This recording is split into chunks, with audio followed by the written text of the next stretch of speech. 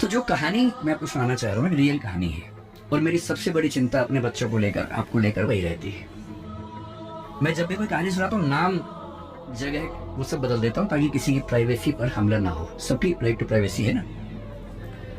एक बच्चा था जिसको मैं जानता हूँ, बचपन से जानता हूँ, बहुत ही जबरदस्त आर्टिस्टिक बच्चा, म्यूजिक का उस्ताद। उसके घर में लगभग सब लोग म्यूजिक के उस्ताद थे, इंस्ट्रूमेंटल म्यूजिक, वोकल म्यूजिक, हर चीज में अच्छा, पढ़ने में भी ठीक, बढ़िया। और जब हम स्कूल में थे, वो मेरी क्लास में तो नहीं था, थोड़ा सा अलग क्लास में था, पर स्कूल में बहुत पॉपुलर था, being into music. I was in debating, he was into music.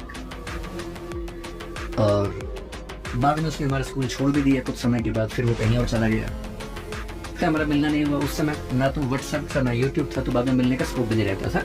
जो एक बार चला गया वो चला ही जाता था उस समय। अब तो बच्चे जिंदगी भर दोस्त रहते। फिर जब मैं दिल्ली यूनिवर्सिटी में आ गया, ग्रेजुएशन कर चुका था, उसके बाद अचानक मुझे एक बचपन का दोस्त मिला जिसने मुझे एक इंटरेस्टिंग क्या डेवास्टेटिंग बात बताई।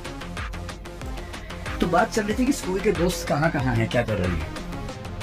तो बातों बातों में उसका जिक्र भी आया, तो मैंने बड़ी उम्मीद से पूछा, मैंने कहा वो तो बॉम्बे चला गया होगा, फिल्म इंडस्ट्री में चला गया होगा। तो मेरे दोस्त ने पूछा कि तुम्हें नहीं पता उसके बारे में? मैंने कहा नहीं। उसने कहा यार वो जेल में है, and he was one of the most creative students of our school. मैंने कहा जेल में क्यों है? बोले सच में नहीं पता। मैंने सच में नहीं पता मुझे। बोले वो ग्रेजुएशन करने के लिए जब गया तो पता नहीं क्या हुआ, उसकी थोड़ी संगति खराब हो गई। तो कॉलेज लाइफ में थोड़ी बहुत बैड कंपनी सबकी होती ही है, हल्की फुल्की होती है, एक सामान्य बात है। अच्छा, बच्चा बच्चा ना रहे ये भी तो अच्छी बात है ना, थोड़ा बचपन तो जीना भी चाहिए, थोड़ा शरारतें करने भी चाहिए। पर किसी किसी का दुर्भाग्य होता है कि ज्यादा हो जाता है, उसके साथ ऐसा हुआ। उस सब प्रोसेस में उसको ड्रग्स की आदत, और ड्रग्स एक ऐसी चीज है, एडिक्शन ऐसी चीज है कि उसमें वन वे रास्ता होता है, टू वे नहीं होता है। आप जा सकते हैं, वापस नहीं आ सकते। मतलब 1000 लोग जाएंगे तो उनमें से एक आध वापस आएगा, वो भी इतने मुश्किलों से जो ऑलमोस्ट इम्पॉसिबल है। I have seen many such cases. Social welfare department में मेरे कई दोस्त ऑफिसर से, तो मैं उनसे जब पूछता हूँ बताते हैं, मैंने ऐसे लोगों को देखा है 10-10 साल से स्ट्रगल कर रहे हैं एडिक्शन से बाहर आने की, नहीं आ पा रहे, खत्म हो गए। उस बच्चे को ड्रग्स की आदत पड़ गई कॉलेज में जाके, पेरेंट्स को पता ही नहीं था। तो जब पेरेंट्स को भनक लगी तो उसको दबाव बनाया कि तुम घर आ जाओ। अब वो जिस कंपनी में था, दोस्तों वाली कंपनी में, वहाँ अब ड्रग्स बहुत महंगे होते थे, पैसे घर से बहुत कम आते थे, जितने पैसे एक मिडिल क्लास फैमिली दे सकती है। अब वो घर से ज्यादा पैसे मांगने लगा, पैसे मिलते नहीं थे, उसको अपने ही घर के लोगों को गुस्सा आने लगा। तो एक बार वो अपने घर आया हुआ था छुट्टियों में, और वहां भी वो कुछ कुछ करता रहता था। उसके पेरेंट्स ने उसको बहुत समझाया कि बेटा ऐसा मत। और एक दिन इस बात पे झगड़ा बढ़ गया। या पेरेंट्स की चिंता समझेंगे आज से 30 साल बाद, जब आपके बच्चे इस एज में होंगे, आपकी नानी मर जाएगी उस समय। नानी मरना एक मुहावरा है, इससे मतलब बहुत चिंता में रहेंगे उस समय आप। और उस दिन पता नहीं क्या हुआ, झगड़ा हुआ, क्योंकि जो एडिक्शन के शिकार हैं उनका दिमाग उनके कंट्रोल में नहीं होता है। यहाँ तक कि जो ड्रिंक करते हैं, ड्रिंक एक लेवल से ज्यादा कर लें तो दिमाग कंट्रोल से बाहर निकलने लगता है। ड्रग्स में तो ये एलिमेंट बहुत ज्यादा होता है। और आधी रात को उसने क्या किया, उसने अपनी फैमिली के 5 लोगों का मर्डर कर दिया। मर्डर। उसने खाने में जहर मिलाया, लगभग सब लोग उससे मर गए। एक मेंबर नहीं मरा क्योंकि उसने खाना खाया नहीं उस दिन, तो उसको उसने अर्ग से मारा। और ये बात है जब उसकी उम्र लगभग 17-18 साल की थी, या 19 के आसपास रहा होगा। उसके बाद वो जेल गया। मुझे उसके बाद से पता ही नहीं कि क्या हुआ, फांसी हुई या उम्र कैद हुई या क्या हुआ, ना तो मुझे पता है ना मैं इंटरेस्टेड हूँ जानने में। मैं उसके नाम सब जानता हूँ, एंड 1-2 क्लास स्कूल में ऐसी थी कि वो हम आसपास थे, जानते थे, पहचानते थे एक दूसरे को। मेरी सबसे बड़ी चिंता ये होती है बच्चों को लेकर कि किसी भी गलती से वो ड्रग्स में न चले जाए। आप सबसे रिक्वेस्ट कर रहा हूँ हाथ जोड़ के, कुछ भी कर लेना, ये मत करो। बदमाशी करो, शरारत करो, थोड़ा इश्क विश्क होगा करो, कोई दिक्कत नहीं। किसी को चीट मत करना, ड्रग्स में मत जाना, क्योंकि इन रास्तों पे जाने के बाद वापसी का रास्ता नहीं, पूरी जिंदगी खत्म हो जाती है। क्योंकि मैंने तो ऐसे IAS IPS अधिकारियों को देखा है जिन्होंने आत्महत्याएं कर ली हैं, उनसे बड़ा सफल कौन होगा? मैंने ऐसे बड़े बड़े टाइकून्स को देखा है बिजनेस की दुनिया के, जो खुश नहीं है। इनसे बात करो तो लगभग रोते रहते हैं रात दिन, लेकिन टाइकून्स हैं, बहुत अमीर लोग हैं। तो मैं ऐसा क्यों चाहूं कि मेरा बच्चा ऐसा हो? तो मैंने एक पिरामिड बनाया जो शायद आपके काम का भी हो। मैं एकदम क्लियर हूं, मैं अपने बच्चे से हमेशा बात करता हूं कि भैया मुझे सबसे पहले ये चाहिए कि तुम खुश रहो, बाकी सब सेकेंडरी है। उसके साथ हो जाए तो अच्छा है, नहीं तो मुझे तुम्हारी खुशी से मतलब है, बाकी सब बातें बाकी। खुशी कैसे आएगी? खुशी इस बात से आएगी कि मैं उसके ऊपर अपनी इच्छाएं थोपूं नहीं, समझाऊं, परसुएट करूं। अगर मुझे लगता है कि गलत रास्ते में, तो मैं समझाऊं कि बेटा रास्ता गलत है, रीजन बताऊं, डिस्क्राइब करूं, उसे सही रास्ते पर लाऊं, समझ जाएगा। क्यों नहीं समझेगा बच्चा? पर मैं अपनी जिद में उसके ऊपर उसका करियर इम्पोज करूं, नहीं तुम्हें यही करना होगा, तुम्हें इससे ही शादी करनी होगी, तुम्हें ऐसे ही जीवन जीना होगा। तो मैं ऐसे कई लोगों को जानता हूं जो बहुत सफल हैं और अपने माता पिता से, स्पेशली अपने पिता से नफरत करते हैं। नफरत बहुत भारी शब्द है, लेकिन वो नफरत ही करते हैं। वो कहते हैं कि मेरे पिता ने मुझे जबरदस्ती ये विषय दिलवाया, इंजीनियरिंग करवा दी, मेरी इच्छा नहीं थी।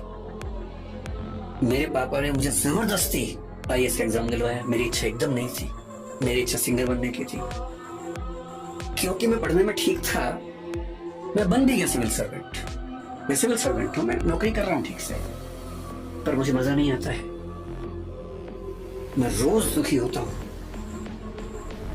और आज भी मेरे पिताजी मुझे कहते हैं, उसने कहा कि मेरे पिताजी मुझे रोज धमकी देते थे कि अगर ये काम नहीं किया तो मैं सुसाइड कर लूंगा, ये कर दो वरना मैं ये कर दूंगा, ये कर दो वरना मैं ये कर दूंगा। और हमारा पूरा परिवार उनके खौफ में जिंदगी जीता रहा।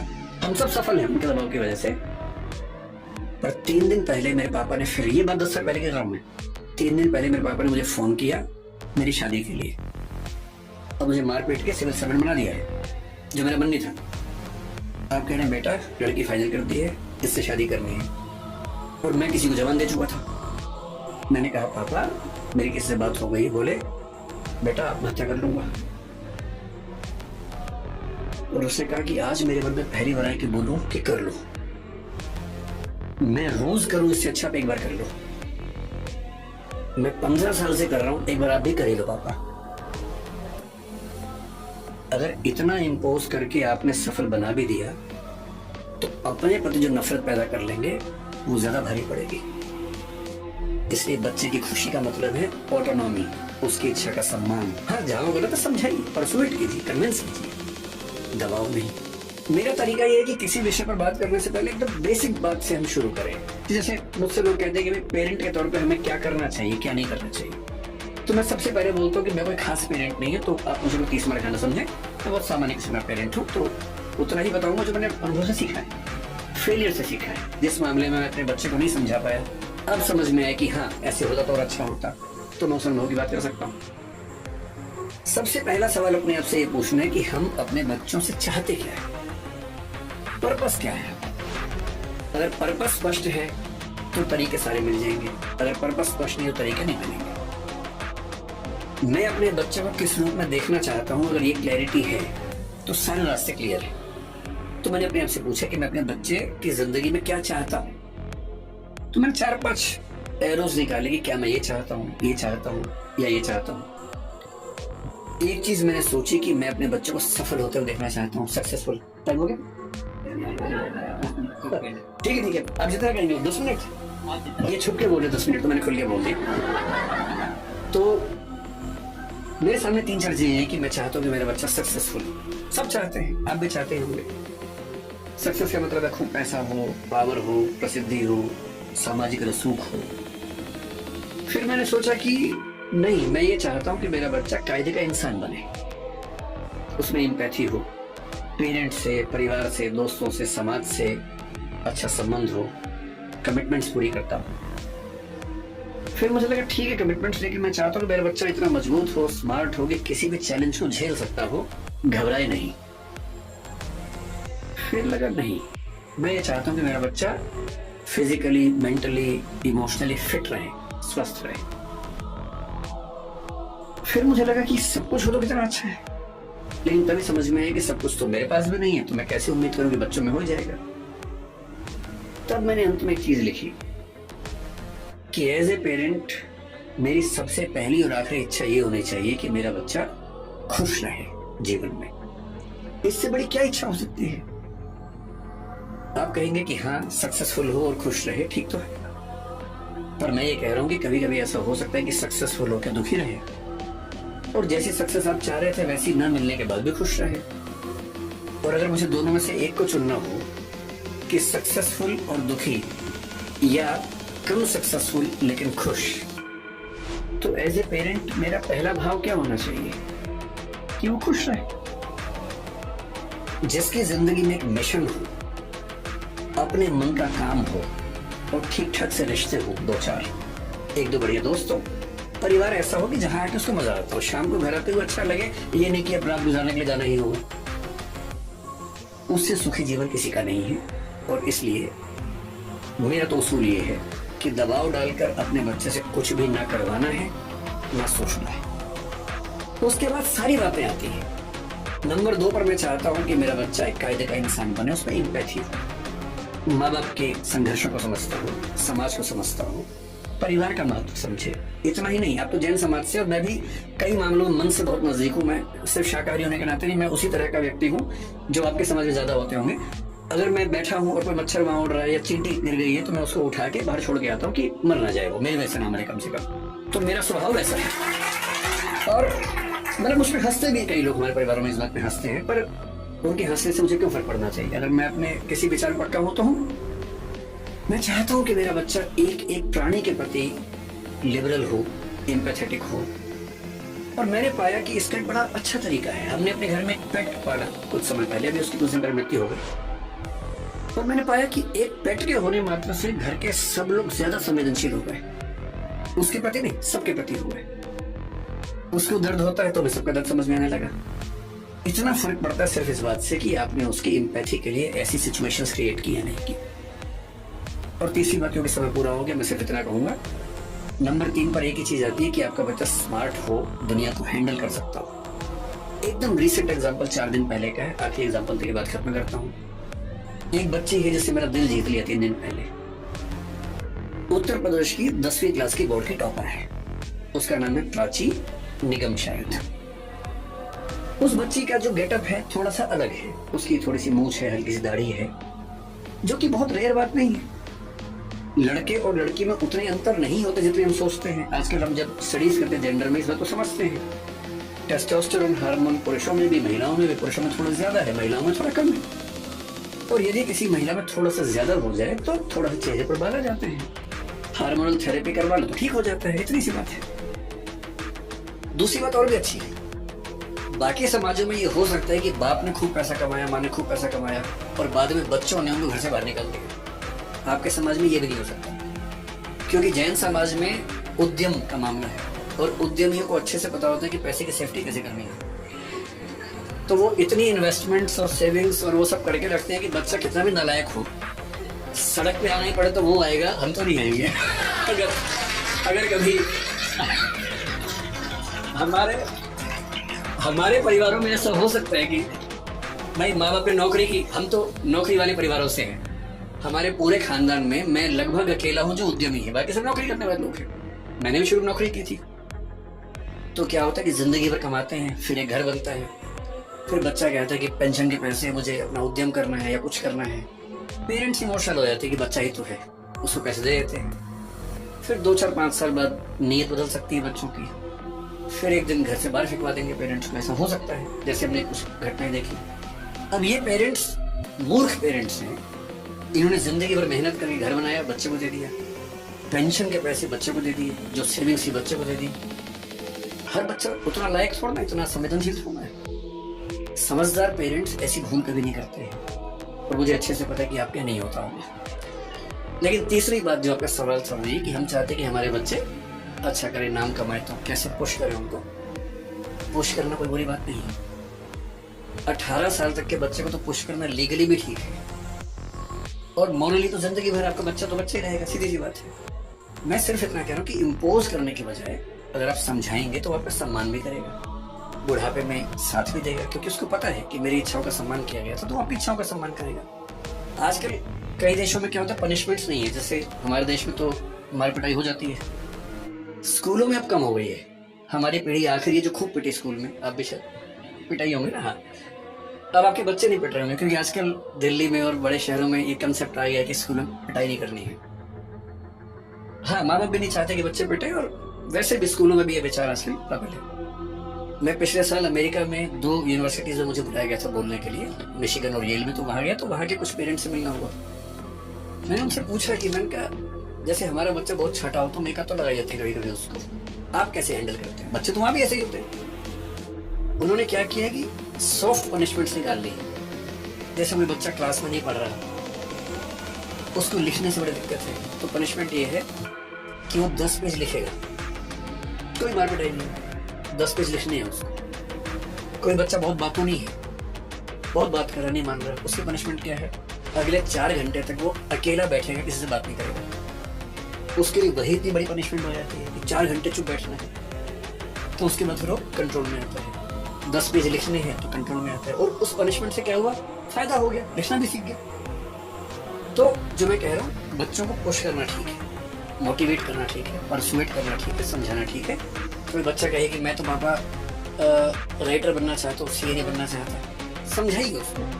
और बच्चे बड़े समझदार होते हैं, उनको बस दोनों पक्ष समझाने होते हैं। आप 4 अच्छे सीए से मिलवा दीजिए, 4 अच्छे राइटर से मिलवा दीजिए, और जब उनसे मिलकर सारी बातें समझेंगे तो उनको खुद समझ में आएगा कि मतलब क्या सही बात। और मैंने देखा है कि 90% से ऊपर मामलों में ठीक परसुएशन मिल जाए, ठीक से समझा दिया जाए, तो बच्चे समझ जाते हैं, और फिर वो उनको सेंस ऑफ ऑनरशिप होती है कि ये फैसला मैंने पूरे होश और हवास में खुद लिया था, मैं इसके लिए जिम्मेदार हूँ, फेल भी हुआ तो जिम्मेदारी मेरी है, न कि मेरे माँ बाप की। अच्छा, टीचर से आप पूछे, टीचर्स बोलते हैं कि बच्चे बिना पिटे मानते ही नहीं। सच बात क्या है, बच्चों को पनिशमेंट देना जरूरी है, लेकिन पनिशमेंट के 1000 तरीके हैं। एक इसमें आखिरी छोटी सी बात मैं आप सबसे रिक्वेस्ट करूंगा। देखिए, मेरा एक बेटा है, एक बिटिया है, जो मतलब हमारे भाई साहब की बेटी है, हमारे साथ रहती है। दोनों बच्चे 17 साल के भी हैं, 18 के होने वाले, एकदम सामान्य बच्चे हैं, पढ़ने में भी सामान्य है, हर चीज में सामान्य है। ज्यादा स्ट्रेस लेना नहीं है, साधारणता को एंजॉय करना है। हर बच्चा महान नहीं बन सकता।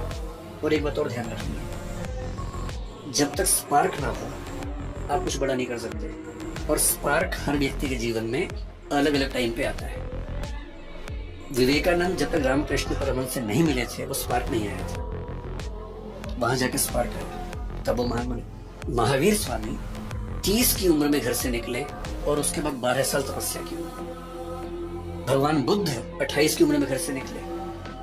आप पाएंगे जितने महान लोग हैं, लगभग 28 से 35 के बीच की एज में वो महानता के पहले बिंदु पर पहुंचते हैं।